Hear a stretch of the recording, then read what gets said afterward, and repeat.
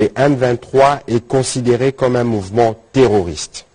Il sera désormais traité comme tel et de ce fait, il est exclu du processus de discussion de Nairobi. 2. Une mise en garde est faite au gouvernement rwandais dont l'attitude est de nature à perturber le processus de paix qui arrive pratiquement à son terme avec les discussions de Nairobi où tous les groupes armés, à l'exception du M23, se sont engagés sur la voie de la paix. 3. Comme mesure conservatoire, il a été décidé la suspension immédiate des vols de la compagnie d'aviation rwandaise à destination de la République démocratique du Congo. 4. Il a été également décidé de la convocation de l'ambassadeur du Rwanda accrédité en République démocratique du Congo pour lui notifier la désapprobation totale du gouvernement congolais.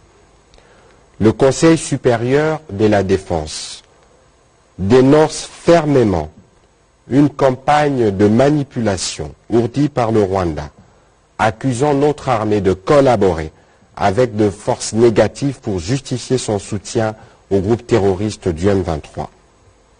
Nous saluons la condamnation unanime de cette énième aventure du M23 et de ses parrains par l'Union africaine, les Nations unies, l'Union européenne, les États-Unis d'Amérique, la Belgique et autres. Nous remercions notre population pour le soutien manifeste à l'endroit de nos forces armées et de la police nationale afin d'assurer la protection de notre pays et l'intangibilité de nos frontières. Nous l'invitons en même temps à ne pas tomber dans le piège de l'ennemi en préservant l'harmonie qui règne entre les différentes communautés. Nous en appelons aussi à sa vigilance. Nous tenons à rappeler enfin l'engagement de la République démocratique du Congo dans le cadre du processus de Nairobi conduit par le président Uhuru Kenyatta pour construire une paix durable.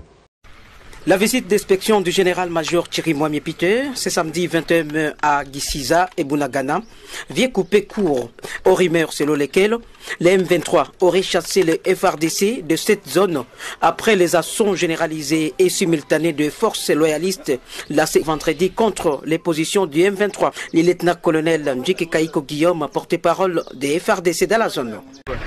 L'ennemi a dit qu'il est à l'école primaire de Nyabugondo, à Gisiza. Mais je viens de vous prouver que ce ne sont que des mensonges. Les forces armées de la République démocratique du Congo sont bel et bien à Gisiza. La preuve, la voici.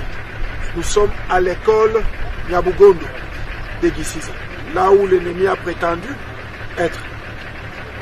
À Gisiza, les forces armées de la République démocratique du Congo sont à place. Après avoir déjoué à 3 reprises les tentatives d'attaque des éléments du M23, les forces loyalistes consolident. Et à Bunagana, cité frontalière avec l'Ouganda, l'on a observé toutes les activités douanières se dérouler comme d'habitude et surtout une population confiante à son armée qui va librement à ses occupations. Vous voyez les activités au niveau de la douane. Vous voyez qu'au niveau de la douane, les activités se passent très bien, mais aussi la population est en train d'évacuer librement à ses occupations. Donc Bunagana reste sous contrôle des forces armées de la République démocratique du Congo et nous sommes en ce moment en train de consolider toutes les positions, mais aussi il est très important de dire à notre population de continuer à garder son calme, de continuer à collaborer avec son armée comme elle l'a toujours fait depuis que nous avons lancé les hostilités contre les M23. Cette visite d'inspection du général-major Thierry Mwami s'inscrit dans le cadre du démenti de l'occupation de Bunagana et Gisiza par le M23.